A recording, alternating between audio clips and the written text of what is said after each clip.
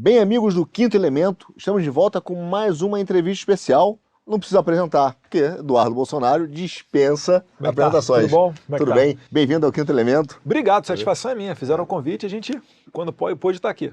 Que bom, é um privilégio, uma honra estar com você aqui, tá? E eu queria começar, Eduardo, na verdade, perguntando hoje sobre um cenário que para a gente é muito claro e queria pegar a tua percepção. Amazônia. Há uma iniciativa dentro do governo brasileiro muito clara de atender certas normativas, tanto do aspecto executivo até no legislativo, tá? De exigências internacionais, que são disfarçadas, aparentemente, né? São mostradas como iniciativas pelo meio ambiente, um certo ambientalismo, uma cortina de fumaça aparente, né? Sobre a proteção do meio ambiente, mas que nos parece um esvaziamento da soberania do Brasil, um ataque à Amazônia, com uma tentativa de dominar regulatoriamente a Amazônia e segurar o desenvolvimento do Brasil. Como hoje você e o Congresso percebem esse movimento internacional, americano, europeu, em relação à soberania da Amazônia? Não haveria pergunta melhor para começar, porque esse tema daí dá para a gente falar aqui o programa inteiro, né? Você está falando de soberania, mas a gente podia puxar aqui sobre o melhor exemplo de sucesso atualmente da esquerda de controle da sociedade é com essa agenda ambiental. Não é à toa que está dentro da Agenda 2030 da ONU, não é à toa que o Lula está falando em todas as viagens internacionais que ele faz, né, sobre uma maneira de você conseguir botar a goela abaixo tudo aquilo que eles decidem nesses fóruns internacionais para as sociedades e, certamente, o primeiro passo nessa... O pessoal antes zoava a gente falando que a gente colocava aquele chapéu de alumínio para falar de globalismo, mas acho que agora está mais evidente do que nunca, principalmente depois da pandemia. Uma das primeiras iniciativas que o Lula gostaria de fazer acontecer, né, o poder coercitivo desses fóruns internacionais, é nessa parte ambiental. Né, para quem acompanha um pouquinho do Lula e as besteiras que ele fala internacionalmente, mesmo antes de ser eleito, ele já falou na França, depois de eleito ele falou na COP lá do Egito, depois no primeiro encontro com ele com Biden, vejam só, né? O cara que é esquerda raiz, ele deve estar revoltado nesse momento. Porque no passado, o que o cara de esquerda raiz ele falava? Lula vai para Cuba, presta continência para Fidel Castro, fazem reunião do Foro de São Paulo se couber e depois volta para o Brasil. Hoje em dia ele vai para Cuba, faz esse mesmo auê e depois ele pega mais uma escalinha, vai para Washington DC ou vai para Nova York, né? Dá aquela bajulada no Joe Biden. Joe Biden fala para ele, olha, volta com a agenda climática, aproveita, faz a regulamentação aí do Uber, etc. Vamos tentar resgatar aquela pauta sindicalista, trabalhista que a esquerda sempre teve. Para quem também acompanha, vale lembrar, o Joe Biden foi o primeiro presidente americano que se tem notícia que foi, né, num evento lá de grevistas nos Estados Unidos com um bonezinho de sindicato. Por quê? Porque eles estão sentindo essa carência. Para quem acha que está tudo normal com a esquerda, que os caras têm um discurso único, você está muito enganado. Tem aquele pessoal da esquerda raiz, que é esse pessoal trabalhista, sindicalista, etc. E tem aquela esquerda progressista. E essa galera, eles estão em conflito dentro das esquerdas, né? Então o cara que é trabalhista, esquerda raiz, vamos assim dizer, ele está querendo cobrar o Lula de falar, ó, cadê a picanha? Cadê o trabalho? Cadê as nossas pautas das antigas? E o cara progressista fica levantando aquelas bandeiras todas, né? LGBT, as pautas identitárias. Inclusive, eu fico até impressionado de ver alguns jornais já voltando a falar isso, né?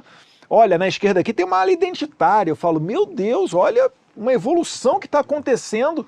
Eu acho que os jornais também, muitos deles, né, têm essas alas raiz, ala progressista, a ala dos isentões, porque já tem jornal hoje, se você prestar atenção, ele não está mais dentro do quadradinho do PT, não. Ele dá porrada no Bolsonaro. Então ele é o seguinte, ele não é nem PT e nem Bolsonaro. Quem é que é assim?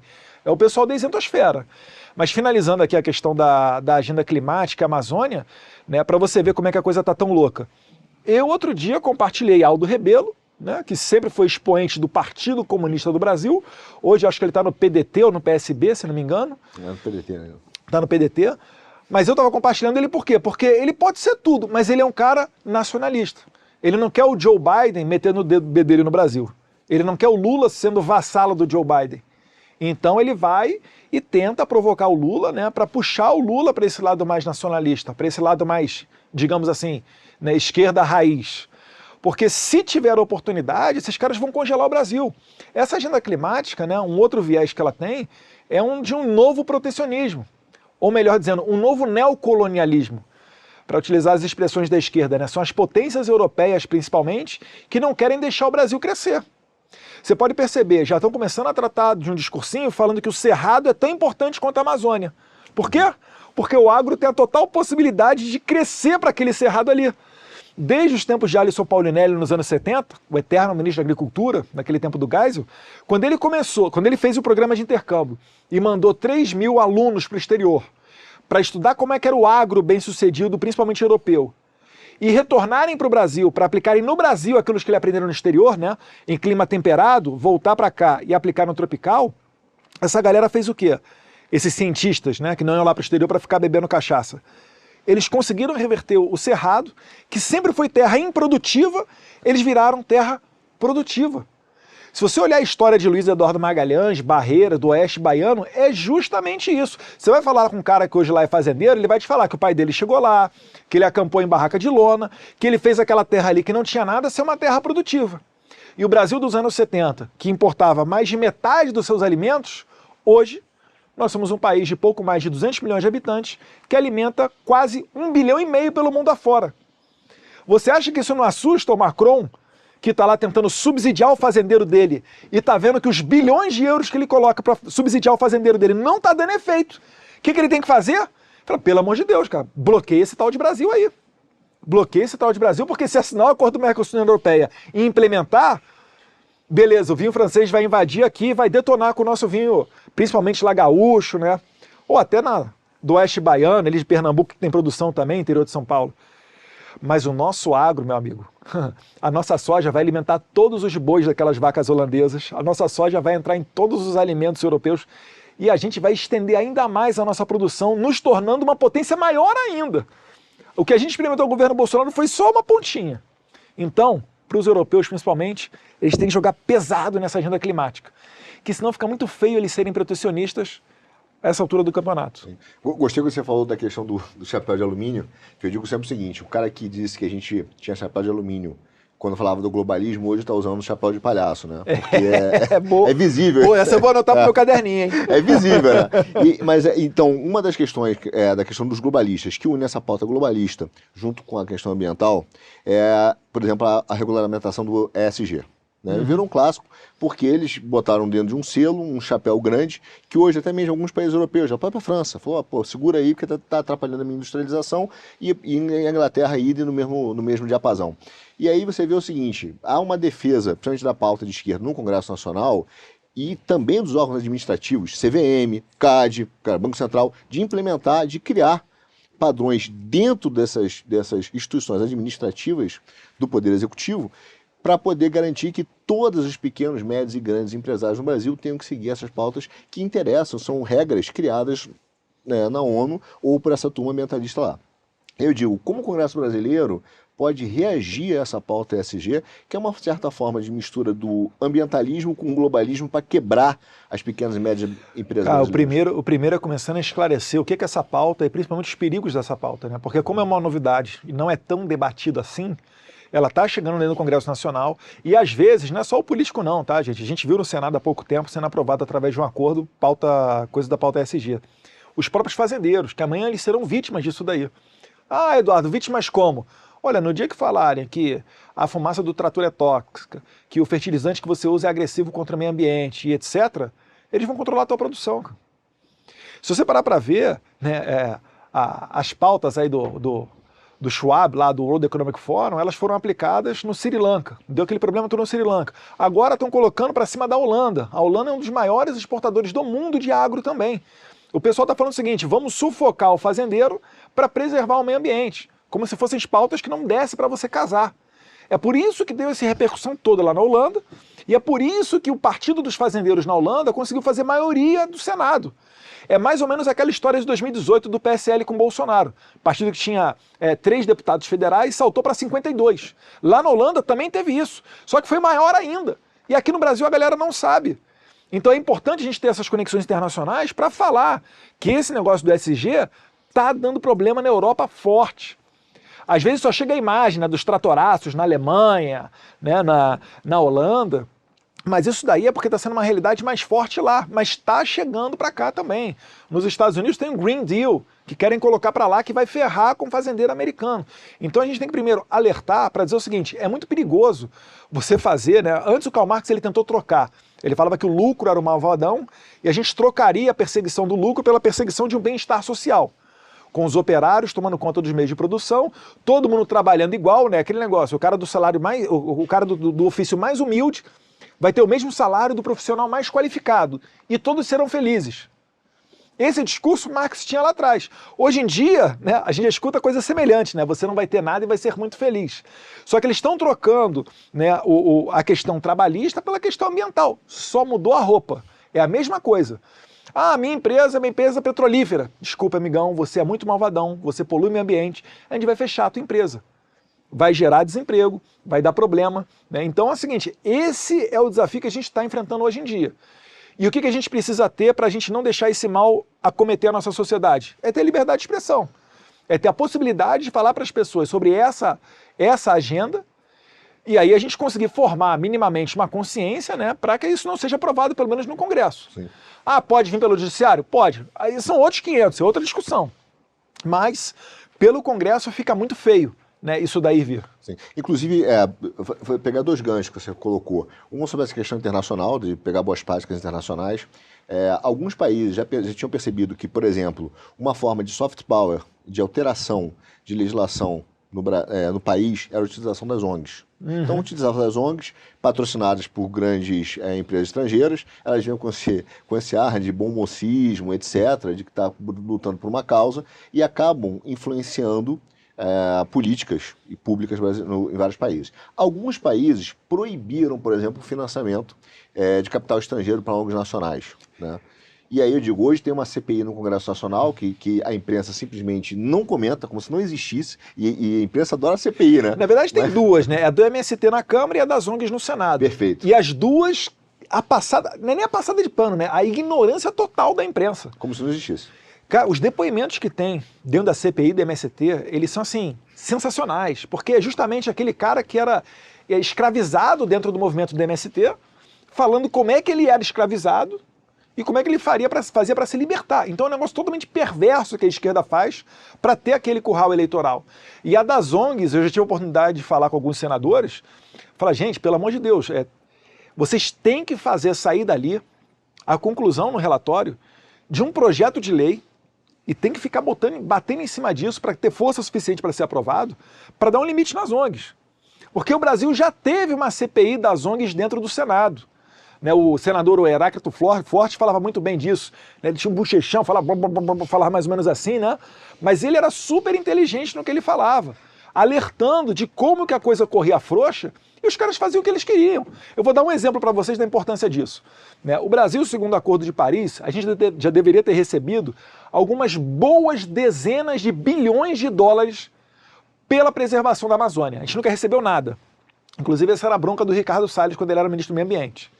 Agora, qual o dinheiro que chegava no Brasil? O do Fundo Amazônico. Quem é que contribui para o Fundo Amazônico? Quase tudo é Noruega, um pouquinho de Alemanha. E esse dinheiro, para onde é que ia? Não era o Brasil que dizia. Mais uma vez, cadê a nossa soberania? O dinheiro vai entrar aqui e o norueguês é que dizia que ia para essa e aquela ONG. Quando o Ricardo Salles tentou mudar isso, falou, não, calma aí. A gente tem que dar pitaco para onde é que está indo esse dinheiro, porque ir para ONG não significa dizer que está indo para uma causa boa. Vamos desenvolver a região amazônica, 25 milhões de pessoas vivem ali. E se o cara não tiver uma capacidade, uma maneira dele ter um trabalho e viver de maneira digna, ele não vai deixar aquela arvorizona lá. Ele vai se acabar sendo cada vez mais seduzido para entrar no mundo do crime. Né? Então, essa era a grande questão. Então, o Fundo Amazônico, que ia dinheiro para a ONG, etc., o Ricardo Salles comprou essa briga e os caras falaram, não, vamos congelar o Fundo Amazônico. E aí as pessoas, ai meu Deus, vai acabar com a Amazônia. Não, vai melhorar a situação da Amazônia. Porque ficar sustentando essas ONGs é que não vai adiantar de nada. Essas ONGs é que agora pressionam para aumentar a demarcação de terra indígena. O índio não quer mais terra, o índio não precisa de mais terra. A população, por exemplo, Yanomami, né, que morre aí por falta de alimento e etc., falaram que era um problema do governo Bolsonaro. Está acontecendo agora, governo Lula. É um espaço maior do que o estado do Rio de Janeiro para 20 mil pessoas. A gente está falando aqui de São Paulo. Se pegar aqui 1/5 da Vila Mariana que a gente está falando, de repente tem 20 mil pessoas. Para o tamanho dos territórios do estado do Rio de Janeiro. Vou perturbar, o dobro da torcida do Botafogo, então. Quase isso, quase isso. Então, Eduardo, mas olha só, é bom botar esses pontos, porque a gente está sendo vários flancos de ataque, né?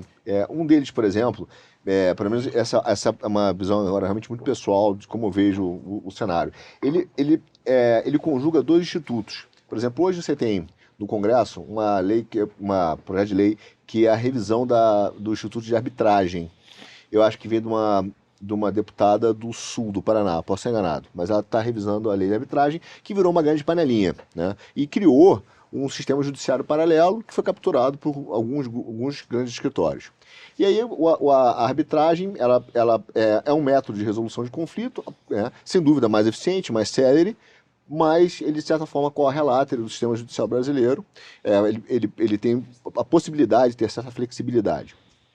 Aí você pega esse conjunto, bota aqui o que eu chamo de invasão dos fundos soberanos. Então você tem o fundo soberano da China comprando ativos estratégicos no Brasil, transvestido de um fundo de investimento, como se ele tivesse objetivos de financeiros, mas ele de fato tem...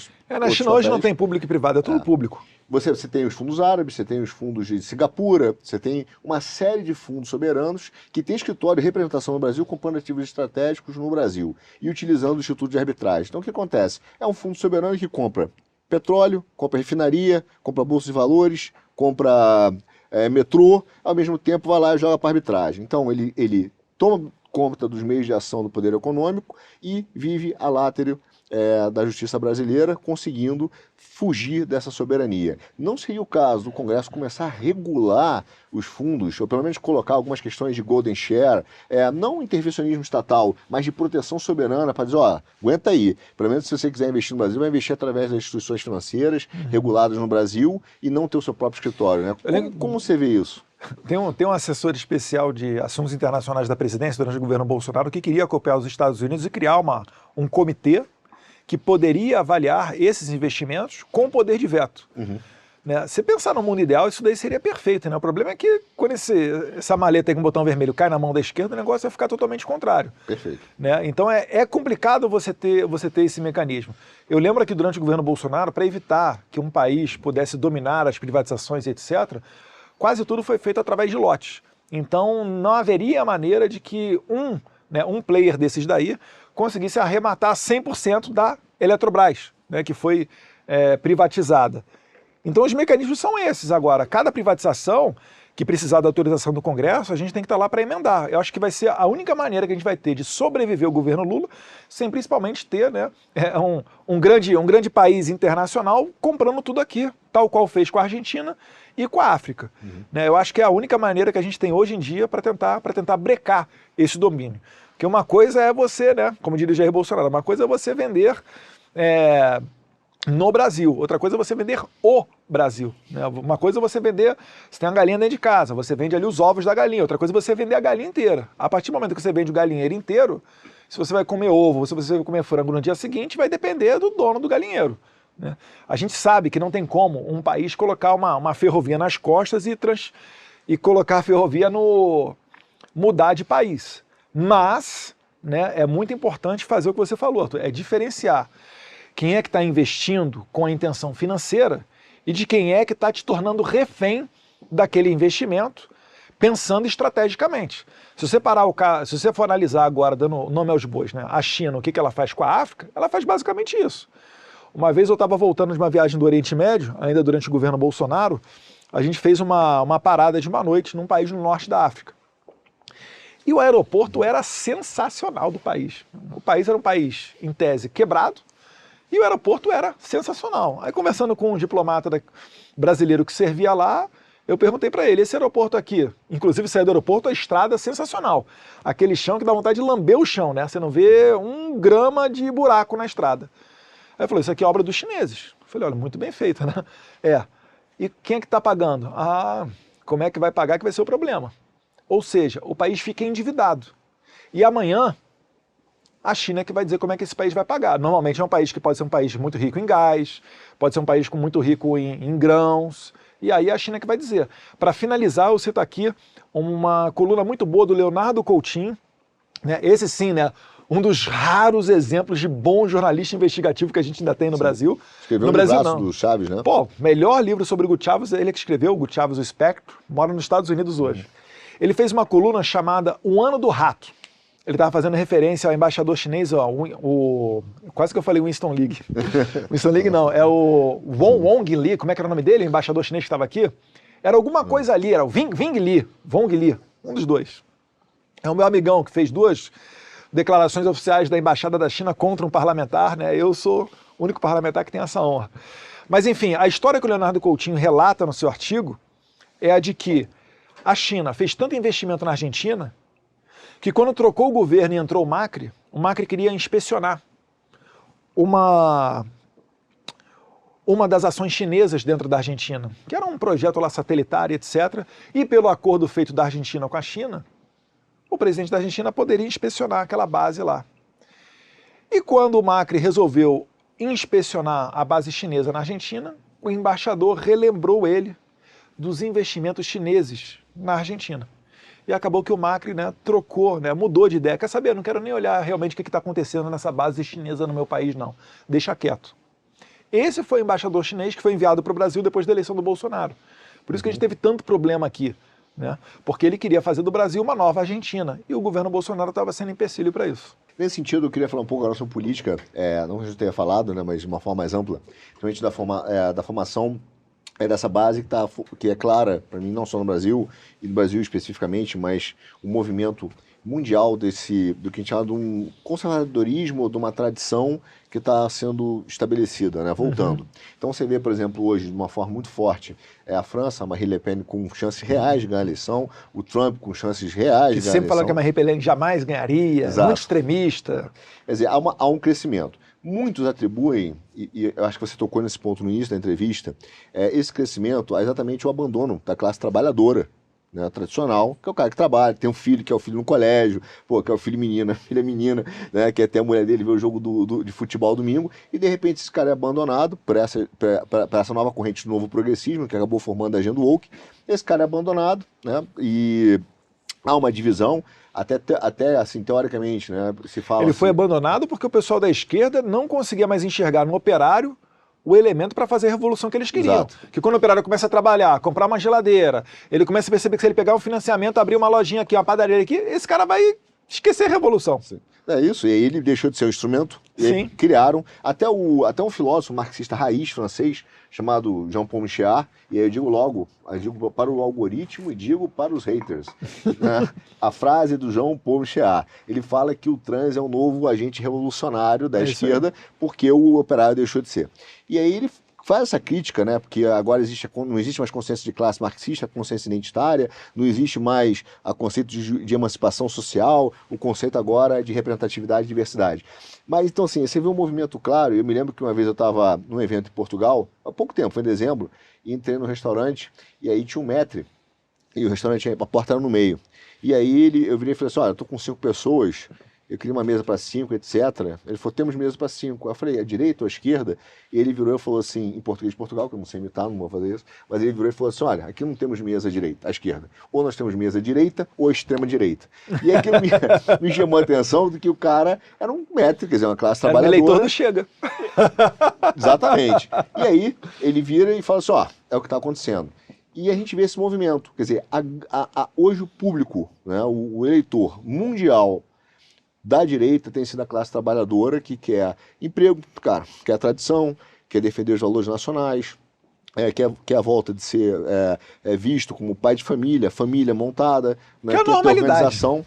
Então você vê esse movimento claro, assim, não só no Brasil, mas no mundo. Você acompanha, acha que é direita. E agora, né, ontem, o Equador, a esquerda perdeu a eleição no Equador, né? Uhum. Então, assim, você está vendo, há um movimento. Esse movimento na sua visão, Eduardo, também atraído, né, ou sustentado por essa classe trabalhadora que agora deu a guinada, acordou, abriu os olhos, acordou e está vindo para Eu não tenho sombra de dúvida disso daí, né? Era muito fácil você emboscar esse pessoal quando você tinha um controle da imprensa, principalmente, né? Ainda tem muita coisa a ser feita no esclarecimento da população.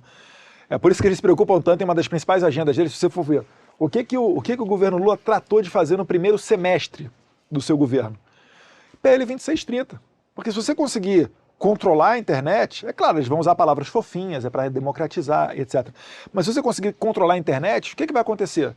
A gente vai retroagir, né? A gente vai regredir dos anos 90 para trás. E aí o que ele vai fazer? Ele vai dar um dinheirão para os grandes meios de comunicação, todo mundo vai falar bem dele, ou aquilo que interessa a ele, e nós na internet a gente não poderia falar nada.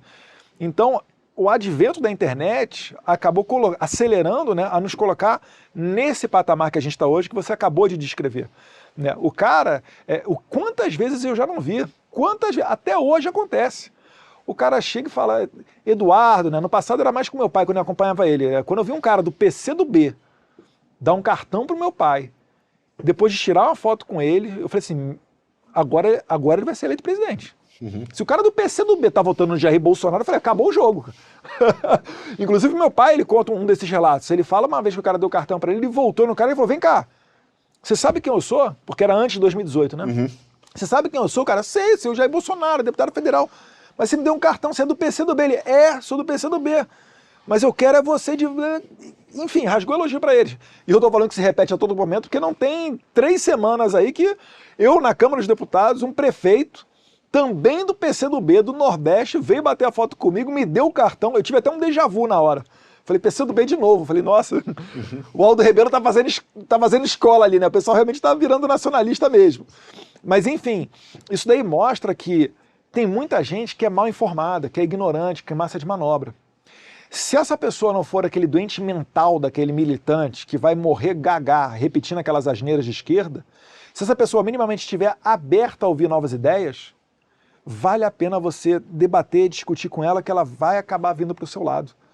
Então, eu tenho muita esperança de que a gente consiga fazer essa revolução, né, no bom sentido, e o mundo está dando sinais disso. Né? Há pouco tempo atrás o pessoal falava que tinha um domínio de esquerda na América Latina, perdemos tudo, voltou a ser o Foro de São Paulo, meu Deus. Eu falo, calma, amigão.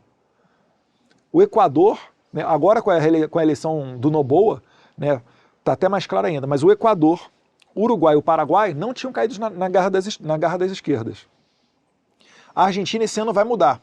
Muito provavelmente será o Javier Milei. Tá? O Chile, assim, o caminho está asfaltado para o próximo presidente ser José Antônio Kast, do Partido Republicano. A história do Chile também é sensacional, tem que ser inspiradora para nós brasileiros. Colômbia, o presidente Petro lá está com o mesmo problema do Boric no Chile, que é o quê? São presidentes de esquerda, recém-eleitos, com uma reprovação, uma rejeição altíssima no começo de governo. Biden, a mesma coisa. Então olha o cenário que a gente está pintando. Equador, Paraguai, acabou de ser eleito lá o Penha, de direita, né? Uruguai, vamos ver se o Lacalipó vai fazer o sucessor dele. Argentina, Chile, Estados Unidos. A eleição de 2026 vai chegar e só o Brasil vai estar pintado de vermelhinho, se o Lula resistir até lá, né? Deus queira que não. Mas então esse movimento pode ter certeza que ele é internacional. Quando eu fui à Espanha, eu visitei os colegas lá do partido Vox. O Vox é um exemplo de partido.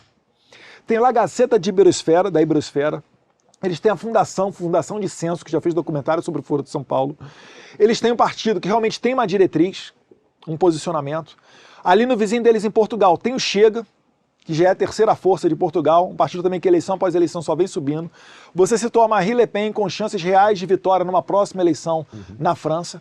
Você tem na Holanda um partido que saiu do zero, o Partido dos Fazendeiros, e se tornou a maior bancada do Senado holandês. Então, pode ter certeza que, ainda que nós não sejamos tão organizados quanto a esquerda, esse movimento espontâneo está resgatando o conservadorismo em nível mundial. Eu quero pegar esse ponto, que você falou do Milei. Outro dia eu fiz um vídeo, cara, cometi uma gafe danada, ninguém notou, porque é pior ainda. Pô, chamei o Milei de Miele, senhor do Miele, cantor das mulheres, tá? Chamei o cara de Miele. Mas o Boulos, ele pegou outro dia um vídeo do Milei, e ele criou uma teoria agora política que só existe na cabeça dele. Que ele veio e falou assim, ó, cara, existe uma direita que se uniu ao neoliberalismo e criou o ultraliberalismo. Como se o Milei fosse um cara conservador, né? Ele tá lá como um tudo liberal, ele tá indignado porque o quê? Os conservadores estão apoiando o Milei, que originalmente é um cara liberal, libertário. Isso. Né? Talvez até ANCAP. E não dando porrada nele, dando porrada na esquerda. Ou seja, a direita aprendeu que Antes de mais nada, irmão, é anti-esquerda. Depois a gente discute o resto. Perfeito. E aí... Coisa que os brasileiros aqui ainda não aprenderam, né? Tem muita gente que, ó, vai ter que descer do muro para aprender que, ai, Bolsonaro é igual a Lula, só que estão invertido. Agora tá vendo aí de cima do muro lá do exterior. Não, eu vou pegar nesse ponto, vou voltar nesse ponto na questão da nossa unidade como e organização. Mas aí o Boulos chega, pega um vídeo do Milei, carinhosamente Eu não vi esse vídeo, não. chamado de Mirelle, ele pega um vídeo do Milei e pega o vídeo e fala assim, ó, o Milei disse aqui, especificamente, pegou uma frase dele, como libertário, e falou, qual o problema se eu quiser vender os meus órgãos, etc, etc, etc, e não tem problema. E aí ele fala, pô, olha que absurdo. Sim, porque ele quase fala que não existe o meu corpo, minhas regras. Existe uma referência moral que tem que ser seguida e uma limitação da liberdade do seu próprio corpo. Do mesmo jeito que você não pode se amputar, você não pode vender os seus órgãos, você também não pode abortar. E ele falha nisso, né? Só que eu vi minha percepção, Eduardo, que o Boulos estava perdido. Ele está tentando... causar intriga ali. É um casal de triga, ele está tentando capturar um tipo de eleitor, de repente trazer uma visão liberal, puxar para ele. Quer dizer, e ele está... O Boulos quer entrar no Novo? Essa é a pergunta. O Boulos quer entrar no Novo? O que você acha da questão do Boulos hoje, que tá afastado da classe trabalhadora, tá mais junto dos wokes? Quer dizer, mas é isso, o cara que fala que não é direita nem esquerda, ele tá prontinho para cair no colo da esquerda. Eu tava brincando aqui, falando da questão do em cima do muro, né, dando uma indireta pro Monark. Mas assim, é justamente isso daí. O Monark, vamos analisar o caso do Monark, né? Antes da eleição, ele falando aquele negócio, nem direita nem esquerda, né? Meio que naquela, não que ele tenha falado disso, mas naquele discursinho lá, o Bolsonaro é o Lula de sinal trocado, etc. Foi preciso ele ser censurado, exilado, para ele aprender que o Lula não é o sinal trocado do Bolsonaro. O único cara que estava segurando nas costas o avanço da censura no Brasil chama-se Jair Messias Bolsonaro. E é o único cara também, o único cara não, mas é o cara que está segurando a maior bomba dentro do judiciário. Que a pessoal, a imprensa falando, quando é que ele vai ser preso? Inelegibilidade. Tempo recorde, né? O TSE nunca trabalhou tão rápido na vida dele para deixar um cara inelegível. Só que o negócio é tão hipócrita que o ministro Fachin do TSE, que fez a mesma reunião com os embaixadores, não aconteceu nada. E vale lembrar, a Dilma no passado também fez reunião com embaixadores, mas muito pior, para falar que estava sofrendo um golpe, né? Quando o Bolsonaro estava exigindo mais transparência eleitoral. E para a ironia do destino, o cara que fez a ação é o Lupe, que ano passado tinha videozinho criticando a urna eletrônica. O voto impresso, gente, sempre foi bandeira principal do PDT.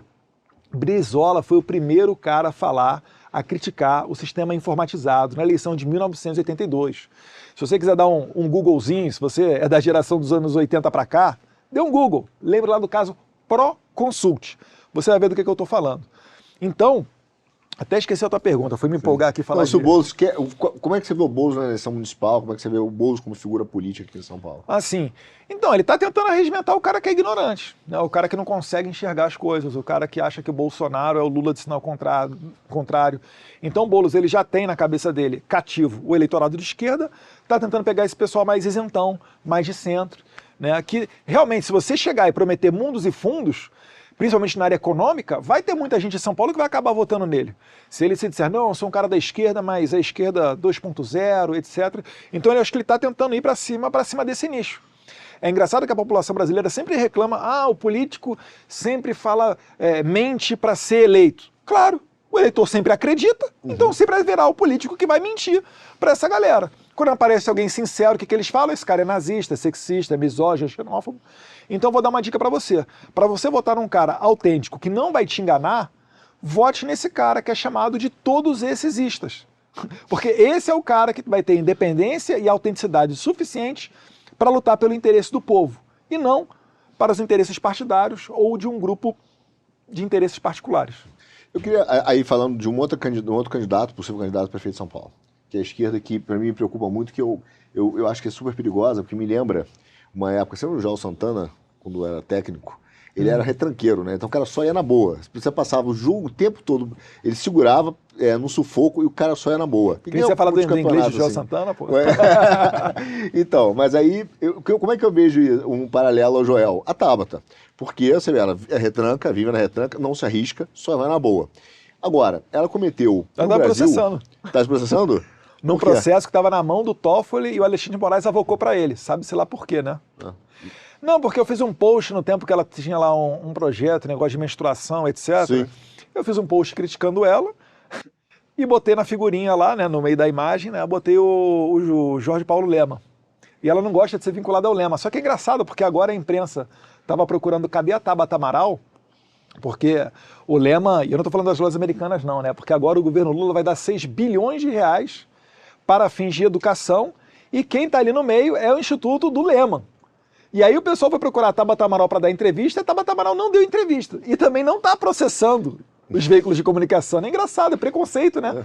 Contra o Bolsonaro, né? Antidireita. Então, eu ia te perguntar isso, quer dizer, ela tem um teflon danado, porque, pô, ela inclusive, durante a pandemia, ela foi, inclusive, relatora no projeto da Câmara, que ela defendeu a compra de iPads, né, de tablets, para ser mais preciso, para as escolas brasileiras. Naquela época, Eduardo, já existiam relatórios que mostravam que os tablets estavam sendo prejudiciais para o ensino de crianças na Europa. E ela e a Priscila Cruz, do Todos pela Educação, se basearam, inclusive, como parâmetro na Finlândia. Né? Aí eu brinco assim, pô, podia trazer o PIB, podia trazer um pouquinho do clima de vez em quando. Não, mas só traz o tablet. Ok. E aí o que aconteceu? Ela comprou, o Brasil gastou 8 bilhões de reais em tablets. Isso foi aprovado durante a pandemia, está sendo implementado, né? Eu não me lembro se essa verba vai para o Fundeb ou não, mas é uma verba de aquisição, está na parte de tablets e internet, conectividade. E o que acontece? Um ano depois, a Finlândia, ela simplesmente proíbe completamente a utilização de tablets na escola em função do prejuízo cognitivo aos ensinos dos alunos. E em seguida, a Europa toda começou a proibir a utilização de tablets nas escolas. E a imprensa olha e fala assim, cara, nada acontece, não tem uma crítica em relação a ela, e ela tem um teflon de que isso não é sequer direcionado para ela, como se ela não tivesse responsabilidade nenhuma. Mas eu vou te falar, porque eu acho que ela ainda é muito pequena, né? As pessoas não conhecem ela não tem tanta audiência, em que pese o pessoal está por trás dela, é muito poderoso, né? Um grupo ali do pessoal do Renova, etc. Foi o Felipe Rigoni, né, que não está mais na Câmara, o Mitrô também. Mas é o seguinte, né? Ela tem... O pessoal da retaguarda dela é muito poderoso. Então sempre tem essa expectativa de que ela uma hora vai despontar. Ainda não aconteceu. Eu mesmo, às vezes, eu vejo ela e falo, cara, não vou entrar com treta com ela nisso daqui, porque ela vai muito mais ganhar do que eu. Sem dúvida. Né? Para ela vai interessar, porque ela não é, assim, modéstia à parte, ela não é tão conhecida quanto nós, ela não tem tantos seguidores nas redes sociais quanto nós. Então eu deixo ela falando lá e ela tentando se criar. Mas em algum momento, esse perfil, principalmente em São Paulo, acaba virando, acaba tendo ascensão. Mas no dia que ela tiver ascensão, essas perguntas vão retornar, né, cada vez mais fortes. Né? Cadê você quando o Lehman está gerenciando 6 bilhões de reais? Ah, mas eu não tenho nada com ele. Então como é que o pessoal... Porque a onda dela é dizer que ela era origem humilde. Que origem humilde é essa? O pobre... Perguntar aqui, o Gildinista está aqui, o pobre de São Mateus, da favela lá, vai estudar nos Estados Unidos? Então calma lá, vamos botar os pingos nos is aí e contar essa história de maneira correta. Uma hora vai chegar o momento de falar... Tirar foto com Obama. Vai chegar a hora dela contar a história dela. Sim. E aí eu queria voltar a um ponto que você colocou da unidade da direita. Eu sempre digo, né, porque eu estou na sua frente, já disse em N programas que você aqui, quer unir a direita. Não. Eu sempre disse que existe a única pessoa que tem voto no Brasil, se chama Jair Messias Bolsonaro. E ele é o cara que, de fato, é o referencial, é o único que é capaz de dar corpo e unidade à direita no Brasil. O resto, e a minha impressão, Eduardo, é que você teve uma porção de gente que quis furar a fila, entendeu? Tava do lado, quis dar o famoso totó, sair, esperar, eu vou furar a fila aqui, vou já querer pegar uma rebarba do presidente. Tem uma vontade de chegar ao poder que eu não consigo entender, cara. Pois é, você não acha que faz uma das melhores coisas que aconteceu na minha vida. Hierarquia na nossa... O entendimento que existe, que mas política tem vez, tem fila, tem ordem. Vamos lá, às vezes o pessoal fala que a esquerda é organizada e a direita não. Até determinado ponto, isso aí tá certo. Mas como é que a esquerda tem essa hierarquia toda? É todo mundo de rabo preso, gente. O cara que não interessa, o cara que tenta, lá da base, que tenta se rebelar contra uma figura maior dentro da hierarquia da esquerda, o futuro desse cara, é Celso Daniel, né? É acabar sendo preso. Porque eles têm essa hierarquia, essa hierarquia forte, mas o pessoal todo ali tem rabo preso.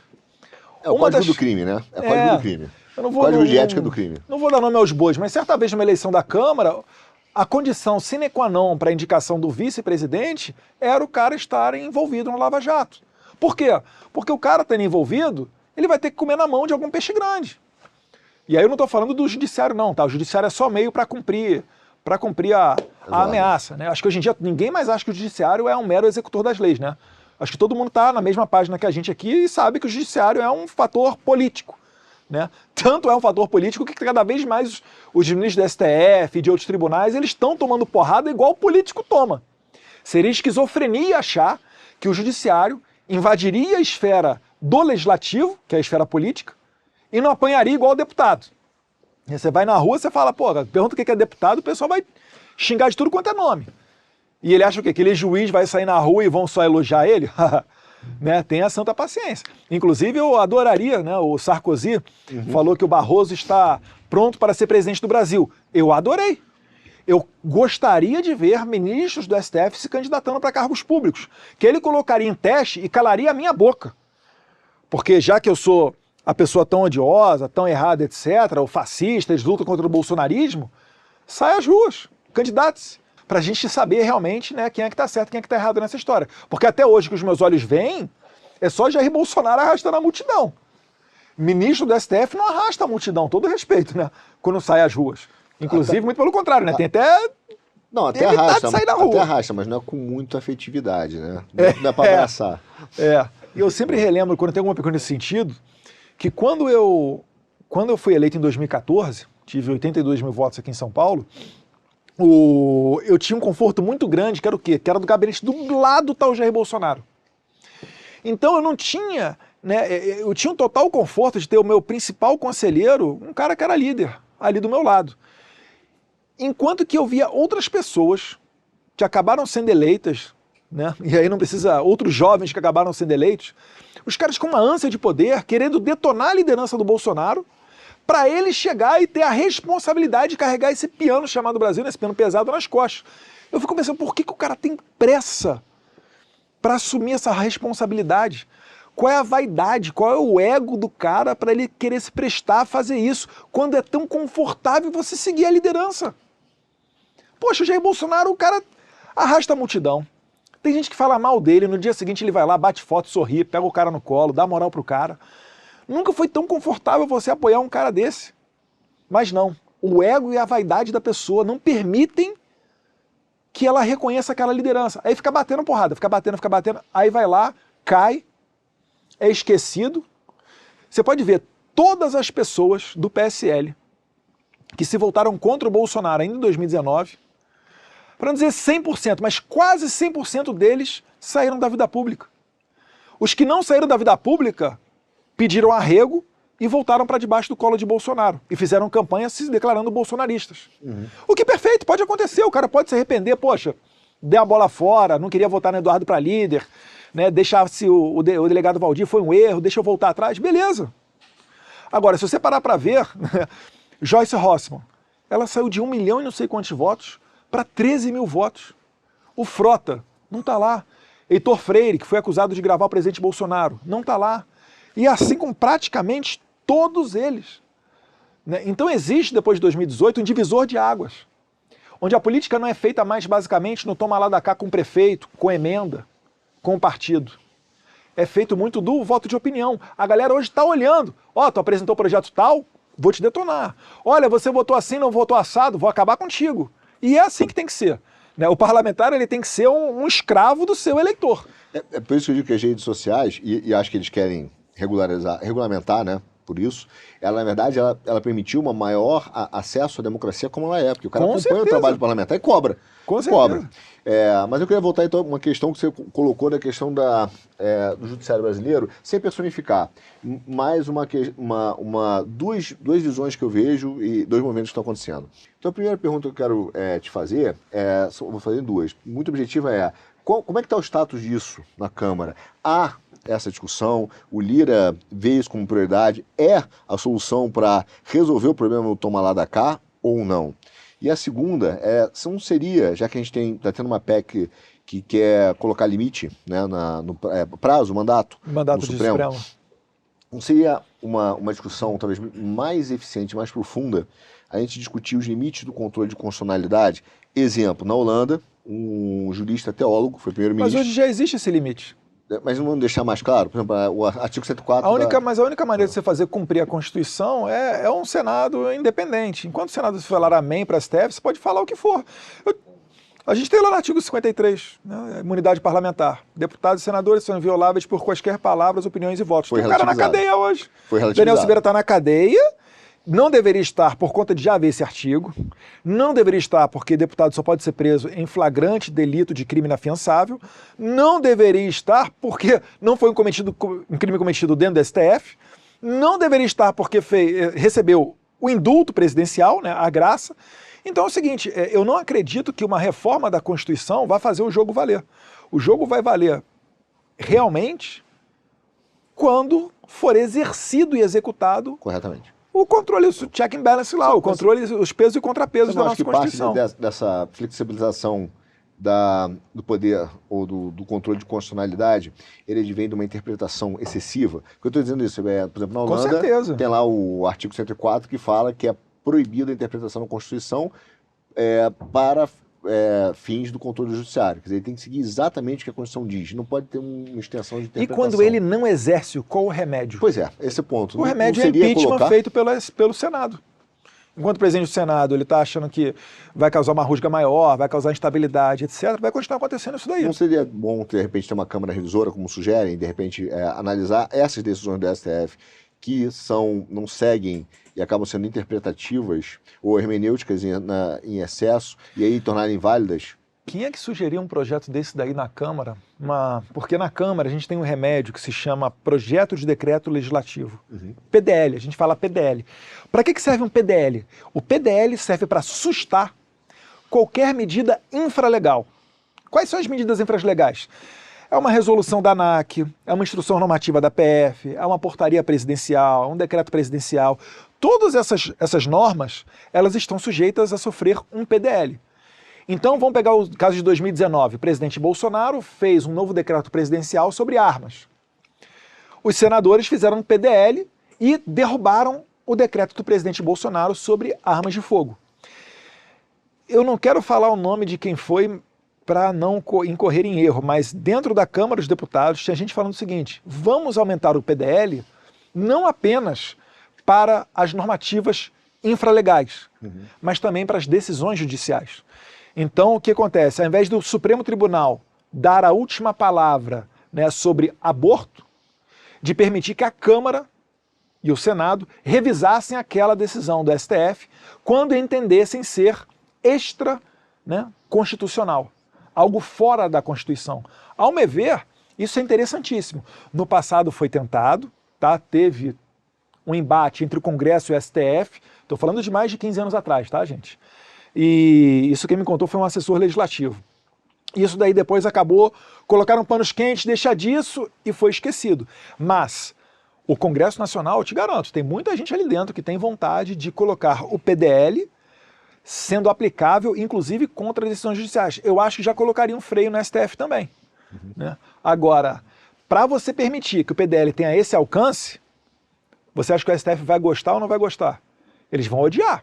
Porque o STF vai estar perdendo poder. Quem perde poder grita. E aí o que acontece? Aí, filho, aí vai ter que ter muito deputado e senador macho, né, para não se permitir ser pressionado e votar um negócio desse. Então, como derivada disso, você acha que uma das eleições mais importantes para a direita no Brasil seria do Senado daqui a em 2026, porque nós temos duas cadeiras. 2/3, isso. 2/3, com certeza, com certeza. Essa deveria ser um instrumento para garantir, pelo menos, uma independência do Congresso Nacional, que não seja uma subserviência por causa de rabos presos. Sim, com certeza. Porque o Senado é o capaz de fazer impeachment de ministro do STF. Eu acho lamentável isso, eu não gostaria que entrasse dentro da pauta eleitoral impeachment de ministro do STF. Mas, ao que parece, não há outra maneira.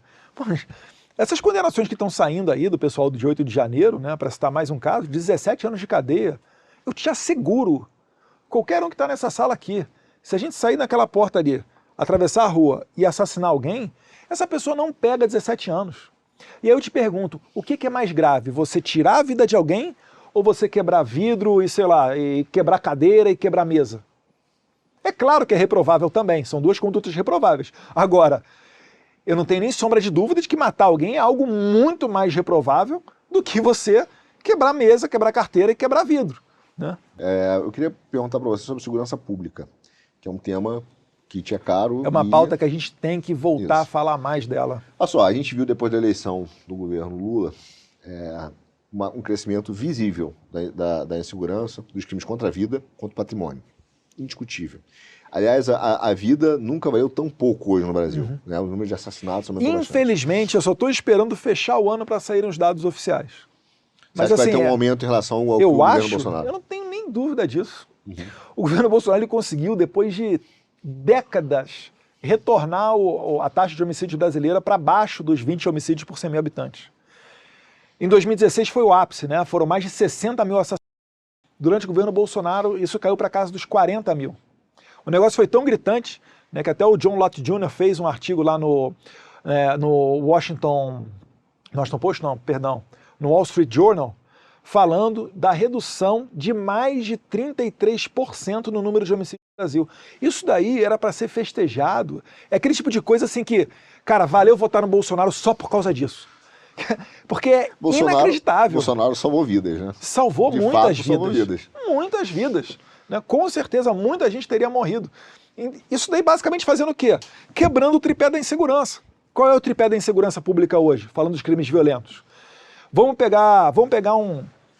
Liga hoje aí no programa policial de tarde. O que você vai ver? Você vai ver um crime bárbaro cometido à luz do dia ou dentro de um condomínio. Por quê? Porque ele sabe que a vítima não vai poder reagir. Desarmamento. A polícia vai pegar esse cara em flagrante. Quando pegar esse cara, ele vai ter uma ficha criminal que dá volta no quarteirão. Verdade ou mentira? Super comum de acontecer. Verdade. Desencarceramento. E por último, esse cara, muito provavelmente, ou ele vai estar sob o efeito de entorpecente, ou se for o novo cangaço, é uma arma que é alugada do traficante, ou ele comete o seu crime e corre para dentro de uma favela dominada pelo tráfico, porque ali ele vai ter abrigo seguro, tráfico de droga. O que o Bolsonaro falava sobre isso? Desencarceramento. A melhor coisa que tem é o presídio de Pedrinhas. Não quer ir para lá, é só não cometer, não sequestrar, não acabou e foda. Desarmamento. O que o Bolsonaro fez? O bandido já tem arma. Ele deu a chance da pessoa se defender sua família, dando uma possibilidade, ainda que cara, tá? Mas dele ter uma pistolinha ou um revólver em casa. E o tráfico de droga foi o fim dos diálogos cabulosos e as apreensões recordes do tráfico de droga, né? Empoderando, para utilizar um termo da esquerda, né, a polícia e as forças de segurança. Bolsonaro, atacando esse tripé, conseguiu fazer uma redução inédita, histórica, da maior queda da história desse país em número de assassinatos. O que o governo Lula faz nessas três pautas? Continua lutando sobre desencarceramento, mesmo que sofrendo na pele. Para bom entendedor, pingo aí. Tráfico de drogas, que é a legalização do tráfico de drogas. Adoram o Petro lá da Colômbia, né? O idiota que falou na ONU qual é a diferença de, né, que é mais nocivo para a saúde, né? A droga ou o carbono, o petróleo. Um retardado mental. Mas por que eles querem legalizar? Porque as Farc fazem parte do Foro de São Paulo. Até hoje. Ah, não faz oficialmente, mas faz de maneira oficiosa. Se você legaliza as drogas, você transforma o traficante em empresário. Todo mundo que está preso na cadeia hoje por tráfico de droga sai no dia seguinte automaticamente. Porque existe no direito, sou advogado, posso falar, um instituto chamado abolício criminis. Quando um crime deixa de ser crime, quem está preso por ele vai para a rua. Você reclama da saidinha do saidão? Imagina soltar de uma vez só todos os traficantes de droga. Legal, né? E isso não entra no debate. E o dinheiro passa a não ser mais sujo, né? Então, sim. É a maior lavagem de dinheiro da história. Nossa, o que vai ter de doação de traficantes para a campanha eleitoral do partido de esquerda, nossa, tá nem no gibi. Então eu falei de desarmamento, falei de tráfico de drogas e desencarceramento. Quer dizer, faltou desarmamento, né? Mas o governo do Flávio Dino aí não precisa nem perguntar, né? O cara, ele não se preocupa com a arma do traficante. É claro, ele entra no local dominado pelo tráfico como, né, parece quem vai comprar pão na padaria. Então, essas são as razões lógicas que eu não preciso ver sair o resultado anual do número de homicídios para saber que vai piorar. O homicídio é o crime referência, mas todos os outros, né, roubo de carga, etc. Quando saiu a eleição do Lula, em que parece ter sido proibido da gente mostrar nas redes sociais as imagens dos presídios comemorando, circulou nos zaps da galera toda. Um vagabundo com arma, né, comemorando, né, baile funk, né, pessoal de fuzil fazendo musiquinha contra o Bolsonaro. Enfim. Então, o crime organizado, além desse impacto direto na população, tem uma coisa que tem preocupado muito. O PCC, por exemplo, ele tem utilizado de uso de alguns instrumentos de políticas públicas para se infiltrar no Estado. Exemplo, o cara pega lá um garoto, antigamente ele patrocinava o garoto para o garoto fazer uma faculdade de Direito e advogar para ele, né? Sim. Hoje em dia ele está usando, termina a faculdade de Direito, ele usa a política de cotas para botar o garoto não só na universidade, mas na universidade para poder entrar como cota em concurso público para juiz, promotor. Ou seja, já não são raros os casos de pessoas que são criadas por um crime organizado dessa capacidade de planejamento, né, a ponto do cara falar, olha, eu vou te botar não mais como meu advogado, não, vou te botar como juiz, vou te botar na promotoria. Então, há uma contaminação, uma corrosão da democracia e do Estado causada pelo crime organizado. Não devia ser pauta nossa um pacto, eu não gosto de pacto supranacional, mas colocar como uma prioridade absoluta a destruição do crime organizado no Brasil, um combate mas isso daí não vai unir direita e esquerda, organizado. né? A esquerda, isso daí vai dar a oportunidade da esquerda de se vender como uma alma boa. Eles vão continuar fazendo, igual o Marcos Valério denunciou na sua delação, homologada pelo STF, caixa 2 para o PCC. E o STF impede da gente falar isso em época eleitoral. STF não, perdão, o TSE. É que eu falo STF que é mistura, né? Dos 7 do TSE, 3 são do STF. Mas enfim, isso daí tem que ser uma pauta mais forte da direita, sim. Né? A gente tem que, de maneira mais organizada, conseguir pressionar dentro do Congresso Nacional. Isso daí é uma crítica válida para nós dentro do Congresso, que a gente já domina a Comissão de Segurança Pública. Na Comissão de Segurança Pública a gente convoca o Dino, né? Todos os projetos que a gente quer passam lá, porque realmente a gente domina, a gente acaba atropelando, mas falta ainda levar para dentro do plenário, né? É dizer, né? É copiar o pessoal, a pauta feminista. Tem as mulheres, né? Agora, graças a Deus que tem ali a Carol Detone, a Júlia Zanata, a Amália, e eles conseguem quebrar esse discurso, porque antigamente, quando era só Jandira Fegali, Maria do Rosário, botava em plenário e falava, não, é a pauta das mulheres. A pauta das mulheres, o escambau. Olha só como é que é importante você votar nas meninas da direita. Que, inclusive, a maior bancada feminina da Câmara é do PL, né? Com a Bia Kicis, né? Falei ali da Júlia Zanata, Coronel Fernando. Então a gente tem que fazer o quê? A gente tem que chegar e se organizar como bancada da segurança pública e forçar, né, a Câmara a não ter apenas uma semana da segurança pública, mas ter várias semanas de segurança pública e cada crime notório e bárbaro que ocorrer, a gente não deixar aquela vida ir em vão. A gente aprovar um projeto de lei para que aquele vagabundo fique mais tempo na cadeia e evite, né, que ele venha matar, estuprar e sequestrar outras pessoas. Porque só tem uma maneira de você reduzir o crime, que é combatendo. Se a gente pegar o exemplo lá do El Salvador, do Nayib Bukele, o que o Bukele fez? Né? Primeiro que ele conseguiu fazer o impeachment de 5 ministros do STF dele, né, do Conselho de Justiça. E no bolo ainda foi o PGR junto. Quando ele começou a fazer a asepsia dentro da casa dele, ele se juntou às Forças Armadas e à polícia, deu o respaldo a eles e começou a pegar vagabundo um atrás do outro. Ele criou hoje a prisão mais moderna da América Latina, com capacidade para mais de 40 mil presos, e hoje em dia, quem está preso não é mais a população de El Salvador, são o que eles chamam lá dos pandilheiros, né, os bandidos. Com o bandido preso, o que aconteceu? El Salvador é provavelmente hoje o país mais seguro da América Latina. El Salvador estava juntinho com o México, com a Venezuela, sempre no topo da criminalidade na América Latina. Hoje em dia, El Salvador está mais seguro do que a Suíça. Eu estou falando sério. Se você pegar os números, El Salvador hoje é mais seguro do que a Suíça. Eu estive recentemente lá. Tranquilo. Eu estive recentemente em Nova York. Meu alerta ligou igual meu alerta quando eu morava no Rio de Janeiro. Poxa, fui ali na Times Square com a minha esposa, né, com a minha filha, dei uma volta para 2 quarteirões para fora da Times Square, era só zumbi cruzando contigo. E o alerta, né? Pô, um cara desse vai vir me roubar, um cara desse pode estar com uma faca, né? Cheiro de maconha que tudo quanto é lado. Eu falei pra minha esposa, eu falei, turismo em Nova York, esquece. Nova York, assim, voltou a ser Nova York do tempo de pré-Rudolph Giuliani, de antes, né, da tolerância zero do Rudolph Giuliani. Vai precisar de um novo Rudolph Giuliani para colocar Nova York no eixo lá. Por quê? Liberação de droga. Isso acontece também na Europa. Paris, assalto com faca. Portugal menos, mas Amsterdã já há um aumento de violência. E eles estão voltando grande contra a pauta de suavização das drogas. Sim, sim. Cada vez mais restrições.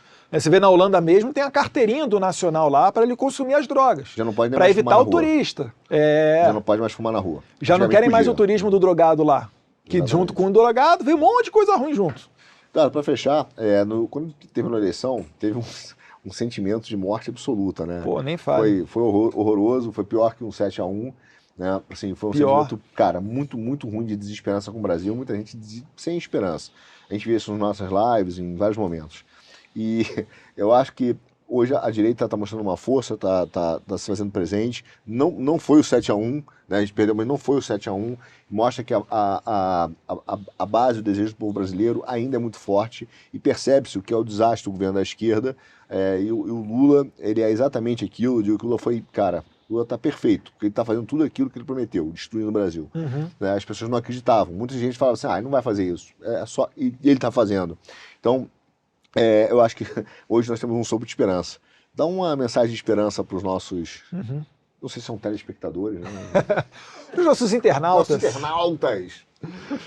Meus caros, se a gente não acreditasse no Brasil, nós teríamos sido os primeiros a sair desse país. A gente tem possibilidade de morar fora. A gente tem uma boa condição financeira, graças a Deus, e conseguiria fazer essa mudança. Mas não. A gente está aqui, a gente está segurando essa barra, o presidente Bolsonaro está aqui no Brasil, porque a gente acredita no país. O que vai acontecer? Eu não sei o que, eu não sei quando. Eu só sei o seguinte, a minha filha não vai entrar na escola menina e sair menino. O meu filho não vai ser doutrinado por professor, né, esquerdista ou professor maconheiro de história. Eu vou tomar conta da minha família e vou dar segurança para eles. Primeiro, manja, quando o avião está caindo, está faltando oxigênio, primeiro a máscara em você e depois você vai correr para colocar nos outros que precisam. Né? Na criancinha, no deficiente, no coleguinha do lado e etc. Então esse é o momento que a gente está vivendo no Brasil hoje. O avião está caindo, a gente primeiro está botando a máscara em nós e depois a gente vai botar a máscara nos outros. Mas o avião vai cair, vai sobreviver? Eu não sei, eu vou trabalhar para que seja igual o do Rio Hudson, né? Para que aterrisse na água e todos saiam são e salvos. Mas a gente não pode perder a esperança no Brasil. O nosso líder está aqui, o Jair Bolsonaro está aqui, nada foi perdido, a semente foi plantada. E não tem mais como você voltar atrás, né, depois desse movimento avassalador. Então a nossa convicção, ela não muda ao sabor de uma eleição. Talvez até seja um mandamento divino, para a gente voltar às nossas raízes, voltar a ver por que a família é assim, né? Voltar as nossas atenções para dentro da espiritualidade, para dentro da nossa religião, para que a gente cresça individualmente e depois retorne ao poder ainda mais forte. Eduardo, obrigado. Obrigado a você que agradeço. Acompanhou até aqui. Compartilhe, comente, mande para todos os amigos, inclusive aquele amigo petista sem vergonha que você tem. Manda para ele aprender como é que a gente tem que cuidar do Brasil. Eduardo, obrigado, viu? Eu que agradeço. Foi um prazer. Obrigado. Fiquem com Deus.